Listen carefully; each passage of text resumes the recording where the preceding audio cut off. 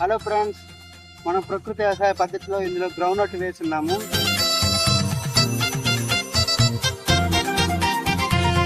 వేరుశనగ విత్తనాలను బీజరక్తతో విత్తన శుద్ధి చేసి లైన్ సోయింగ్ వేయడం జరిగినది.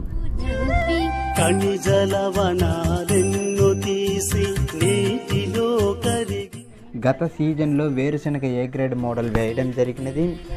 ఆ విత్తనాలని సేకరించి ప్రస్తుతం మనం వేరుశనగ ఏ గ్రేడ్ మోడల్ క్రాప్ చుట్టూ మొక్కజొన్న, జొన్న వేస్తున్నాము.